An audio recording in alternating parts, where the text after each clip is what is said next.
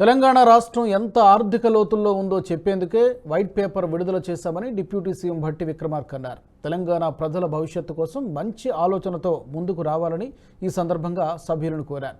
శ్వేతపత్రంపై చర్చ సందర్భంగా మాట్లాడిన భట్టి రాష్ట్రం ముందు అతిపెద్ద సవాల్ ఉందన్నారు. ఓ పక్క రాష్ట్ర ఆర్థిక పరిస్థితి, మరోపక్క రాష్ట్ర ప్రజల ఆకాంక్ష ఉందని, వీటి మధ్య ప్రణాళికాబద్ధంగా ముందుకెళ్లాల్సిన అవసరం ఉందన్నారు.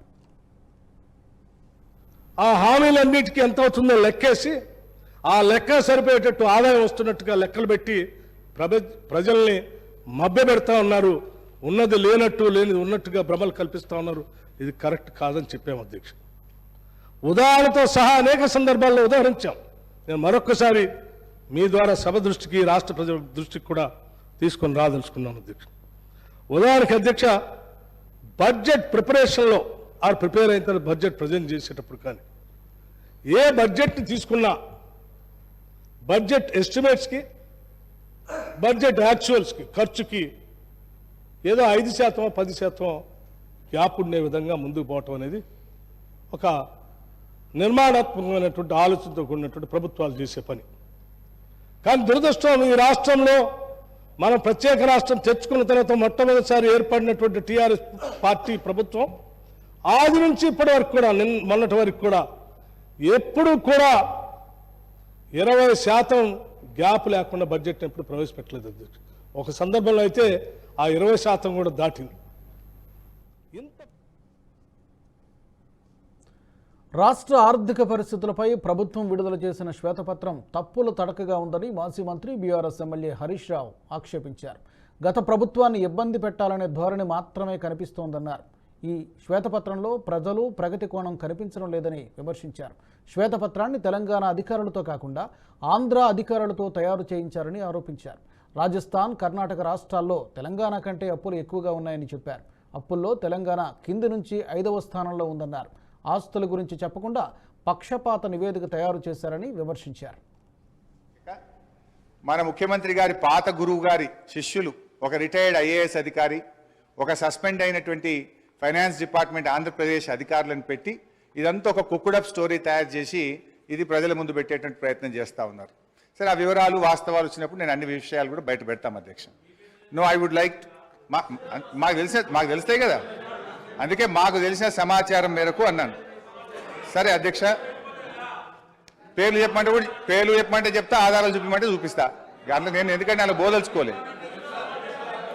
సో అధ్యక్ష, ఈ మొత్తంగా ఈ రిపోర్ట్ ఇక్కడ సార్ పేర్లు చెప్పమంటారా? మరి పేర్లు కూడా చెప్పమంటారా అధ్యక్ష? నేను మాకున్నటువంటి సమాచారం 3 రోజుల క్రితం హరీష్ రావు చేసిన వ్యాఖ్యలపై రాజగోపాల్ రెడ్డి తాజాగా కౌంటర్ ఇచ్చారు. తాను ఎన్నటికీ మంత్రిని కాలేనంటూ హరీష్ రావు కామెంట్ చేశారన్నారు. హరీష్ రావుకు తాను ఒకటే చెబుతున్నానని, మీకు ఎప్పటికీ న్యాయం జరగదన్నారు. కేసీఆర్ తర్వాత కేటీఆర్ అవుతారని, హరీష్ రావుకు అవకాశం దొరకదని చెప్పుకొచ్చారు. నువ్వు మాత్రం ఎంత కష్టపడ్డా నిన్ను వాళ్ళు నీకు తండ్రి కొడుకులు వాడుకుంటారు తప్పితే నీకు అక్కడ న్యాయం జరగదు. అధ్యక్ష ఒక్క నిమిషం అధ్యక్ష, నాకు మంత్రి పదవి రావాలన్నా వద్దా మా ముఖ్యమంత్రి గారు, మా అధిష్టానం నిర్ణయం తీసుకుంటుంది. నిన్ను మాత్రం తండ్రి కొడుకులు వాడుకున్నంత అన్నట్టు మాక్సిమం వాడుకుంటారు అధ్యక్ష. నేను చెప్తాను. బీఆర్ఎస్ పాలనలో తెలంగాణ రాష్ట్రం అప్పుల కుప్పగా మారిందని బీజేపీ ఎమ్మెల్యే ఏలేటి మహేశ్వర్ రెడ్డి విమర్శించారు. అందుకే అమలు కాని హామీలను ఇవ్వొద్దని ప్రభుత్వాన్ని కోరుతున్నామని ఏలేటి అన్నారు. కేంద్ర ప్రభుత్వం రైతులకు అన్నీ కలిపి ఏడాదికి 25,000 రూపాయలకు పైగా ఇస్తోందన్నారు. కేంద్రం నుంచి తెలంగాణలో 39 లక్షల మంది రైతులు లబ్ధి పొందుతున్నట్టు వెల్లడించారు. న్యాయపరంగా కేంద్రం నుంచి ఇవ్వాల్సిన నిధుల కంటే ఎక్కువగానే తెలంగాణకు వచ్చిందని అన్నారు. మోటార్లకు మీటర్లు పెట్టమని కేంద్రం చెప్పిందని మాజీ మంత్రి హరీష్ రావు అవాస్తవాలు చెప్పారని ఆగ్రహం వ్యక్తం చేశారు. అప్పుల పాలైపోయింది అధ్యక్ష. ఏ ఒక్క సంక్షేమ కార్యక్రమం కానీ, అట్టడుగు బడుగు బలైన వర్గాలకు చెందినటువంటి వారికి ఏ ఒక్క ఉపాధి కల్పించలేని ప్రభుత్వం అధ్యక్ష. గత ప్రభుత్వం కూడా ఈ రకంగానే నిరుద్యోగ భృతి ఇస్తామని చెప్పారు అధ్యక్ష. మరి ఇప్పుడు దాన్ని పెంచి 4,000 ఇస్తామని కొత్త ప్రభుత్వం చెప్తా ఉంది.